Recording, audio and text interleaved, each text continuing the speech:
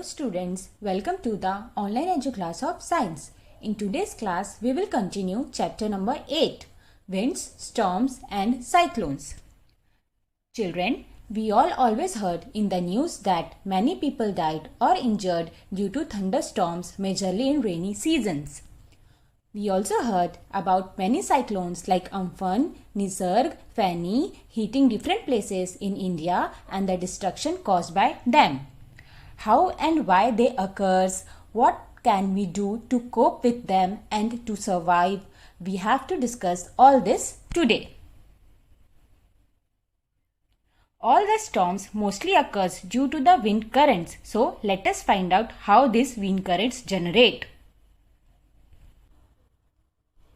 In nature, there are several situations where warm air rises at a place. The air pressure at that place gets lowered. The cold air from the surrounding areas rushes in to fill its place. This sets up convection in air, also known as convection currents in air. The greater the difference in air pressure, the faster the air moves. The differences in air pressure created in nature are due to the uneven heating of the earth in the region.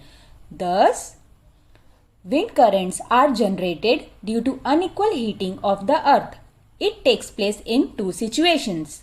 First, unequal heating between the equator and the poles of the earth. And second, unequal heating of land and water of oceans. Let us study the above situation in detail. Wind is produced by the uneven heating between the equator and poles of the earth. Children, as we all know, the region close to the equator receives direct rays of the sun. It is the hottest part of the earth. The air above the equatorial region gets heated and becomes warm. The warm air, being lighter, rises, creating an area of low pressure. This makes cooler, denser air from the tropical belts, which are situated at 30 degree north and 30 degree south, to blow towards the equator to take the place of warm rising air. These permanent winds are called the northeast and southeast trade winds. The hot air that rises from the equator gets cooled and become heavy. It comes down near the 30 degree north and 30 degree south latitudes. This area becomes a region of high pressure. From here, the winds blow towards the equator and towards the poles. These winds blowing towards the 60 degree north and 60 degree south latitudes are called westerlies.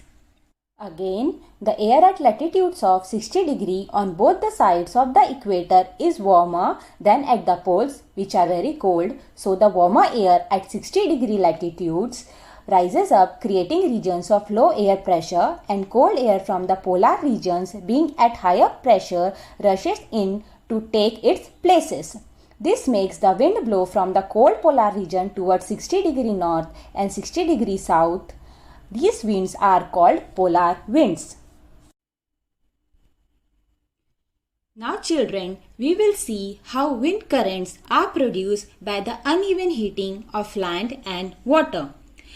In summers, land near the equator of earth heats up faster than the water in oceans. So, most of the time the temperature of land is higher than that of water in oceans. The air over the land gets heated and rises, creating a low pressure area. This causes the cooler winds blow in from the oceans towards the land. Thus, the winds blowing from the oceans towards the land in summers are called summer monsoon winds. These monsoon winds carry a lot of water in the form of water vapor from the oceans and bring large amount of rain on land. In India, the land gets heated much more than the water in the Arabian Sea and Bay of Bengal during the summers. The monsoon winds which blow from the Arabian Sea and Bay of Bengal brings heavy rainfall in the most parts of India. In winters, on the other hand, wind blows from the land towards the ocean. Thus, during winters, land cools down much faster than the water in oceans. So, the temperature of water in the sea is higher than that of land. The air over the water gets heated and rises, creating a low pressure area. The cooler wind from the land rushes towards the ocean. These winds are called winter monsoon winds. This monsoon does not cause any major rainfall. The winter monsoon picks up moisture as it blows over the Bay of Bengal and brings rainfall to the coastal Tamil Nadu. In nature itself, there are certain situations that can sometimes create disasters and pose threat to humans, animals, and plant life. Children, let us study such situations. First, we will see what are thunderstorms. Thunderstorms develop in hot, humid tropical areas like India very frequently. The upward movement of hot air and the downward movement of cold air leads to stormy winds accompanied by heavy rains, lightning, and thunder. This event is called thunderstorm. A thunderstorm is also known as electrical storm. Generally, thunderstorms require three conditions to form. First, moisture. Second, an unstable air mass. And third, a lifting force. Thunderstorms develops due to the following phenomena. The rising temperatures produce strong upward rising winds.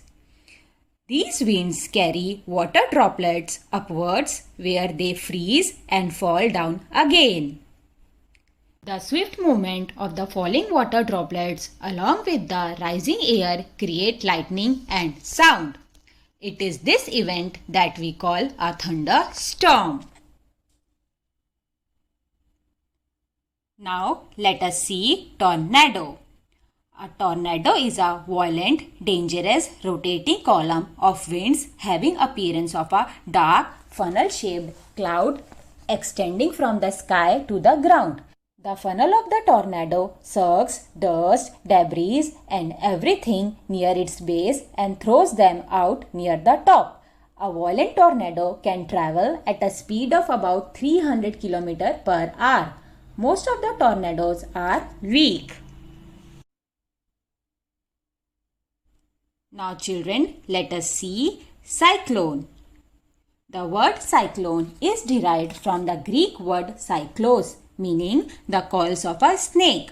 A cyclone is a huge revolving storm caused by very high speed winds blowing around a central area of low pressure zone over the ocean.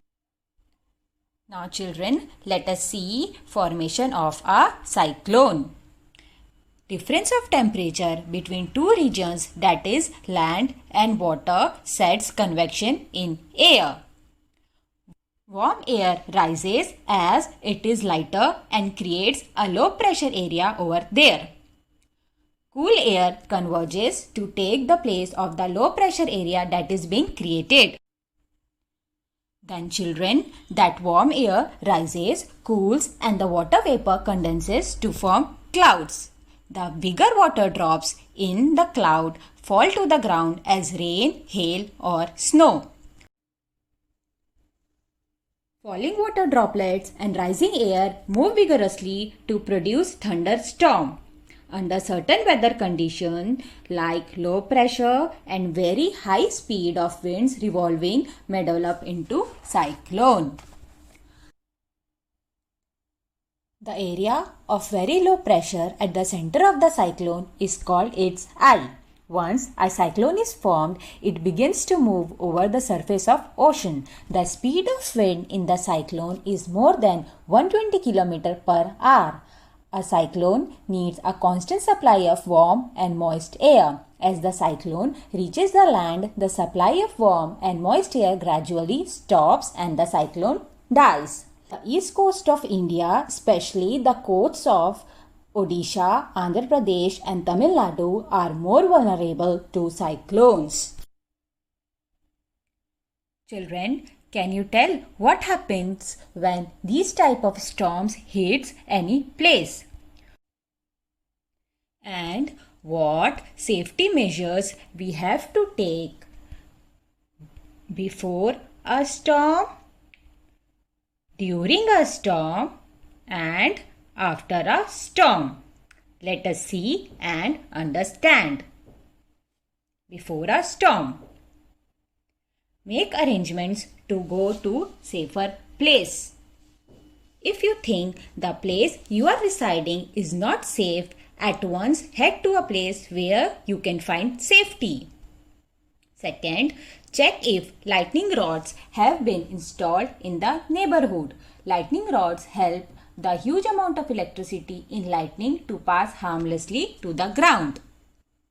Third, prepare an emergency kit that contains all necessary items like water, dry food, a torch, extra batteries, a first aid kit, medication, and emergency contact information.